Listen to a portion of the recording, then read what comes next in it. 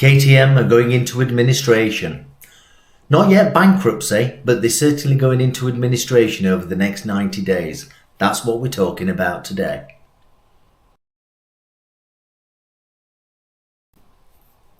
Sad news that KTM are going into what they call an internal administration. Administration's administration. But they've got a 90-day window to sort themselves out and find someone that will pay their €100 million debt. And who's at fault on this? I know there are other channels that are saying it's going to be the camshaft, or it's going to be they haven't got a small 400cc motorcycle and things like that. But the cause of this is bad C-suite management and decisions over the last year. And if you don't know what the C-suite is, it's like the chief exec, the chief technical officer, the chief financial officer, anything that starts with chief, have made poor decisions over the last 12 months. Not the last 3 months, over the last 12 months, if not more than 12 months, to cater for the cost of living crisis that is global. This is a global problem. I know in the UK we think we have a cost of living crisis, which we do. But over the globe there is a cost of living crisis where sales of everything from televisions to computers to handbags to shoes have all plummeted. Yes? Motorcycles as well. Now, KTM, if you look at all the other manufacturers, KTM is a really, really thin vertical. It really is specialist. You might think BMW are specialist, but KTM are even thinner, and they are very, very, very specialist. Yeah, I think it's a case where you either love or hate KTM. I mean, I think they're fantastic machines. Never ridden one, but they are great. It would be easier for me to ride one if I was 6.5 foot tall, but I'm not 6.5 foot tall, probably why I've never had a KTM. But they are a really thin vertical. So 100 million in context, 100 million is not so much of an amount, but for a very thin vertical business like KTM, a manufacturer like KTM, it is a lot of money. You know, if you look at Honda and all that, 100 million's nothing. They'll put 100 million into the next Fireblade, yeah, and then they will sell it over the next 5 years, and the engine and the frame will be over the next 15 years, yes, just like the Honda Hornet. The Honda Hornet 1000, the brand new machine for £9,000, brilliant price. Honda have got it switched on. They really have got it switched on. That is based on the Fireblade of some 10, 15 years ago, I think. Might be wrong on the 10 or 15 years, but it's certainly of the past. It's a detuned Fireblade engine, which is fine, but let's go back to KTM. The real problem with KTM is the C-suite, the chief exec, the chief financial officer, the chief technical officer, all that good stuff, have made the bad decisions over the last probably 12 to 2 years. And that's where they are right now. They've gone into an administration. They have a 90-day window to sort themselves out. To sort themselves out, they need another backer that can come in and control their debt. Their debt is somewhere in the region of €100 million, so I understand.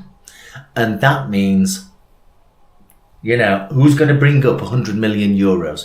Actually, it's not a lot of money. So someone might come in. It's not going to be like Harley Davidson, where the government come in and back them up. Although you never know. The government may well come from the Netherlands or wherever they're produced and back them up. They may well back them up. And they may well make sure that the business is moving forward. Interestingly, KTM also own 51% of MV Agusta. What's going to happen to that? That's another vertical, an Italian solution that's a really thin vertical. I hardly ever see MV Augustas on the road. Maybe they're in garages or museums or anything like that.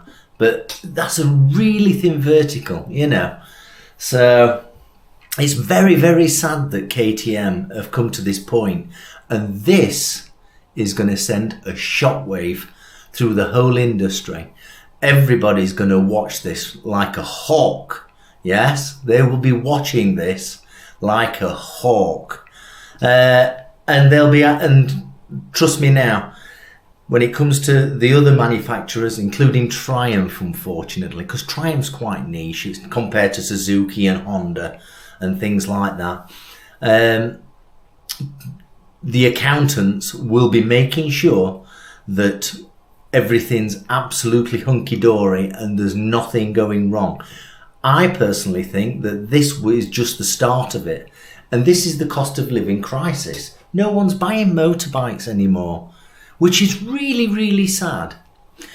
I also feel sorry for the people that have just purchased KTMs, because what's going to happen in the future when it comes to support of those KTMs? Forget about the camshaft.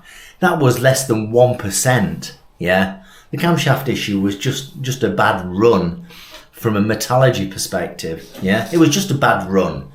It was a tiny percentage. That's not the problem. And the problem isn't that they haven't got a 450cc.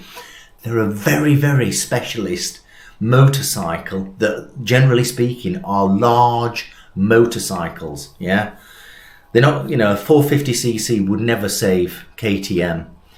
Or maybe it would have. Maybe the C-suite should have gone down that road. Another problem with KTM is they are bloody expensive. Do you not think? They're very expensive. They're full of technology that adds on £3,000-4,000 to each machine. So they're going to be expensive. So let's have a think about those that own them. So if you own a KTM right now and it's still under warranty, I guess someone will take over the warranty.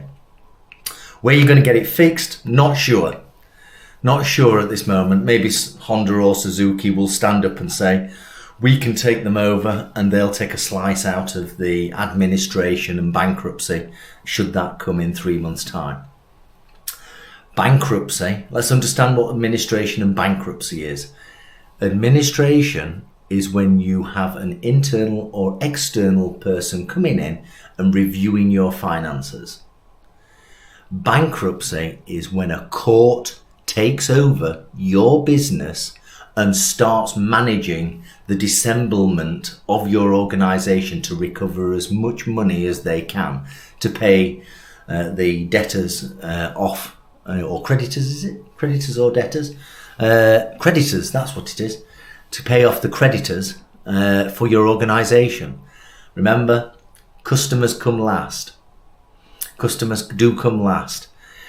If you've gone and laid a deposit on a KTM, let me know if you're having any problems in the comments below about paying the remainder off for your KTM and getting it out of the showroom. That would be interesting. I mean, we've seen lots of dealerships go down in the UK and across the globe. We've seen them go down and you paid your deposit or you've paid it in full, and sure enough, you can't get it. You've lost your money. Or is that the case? Tell us in the comments below.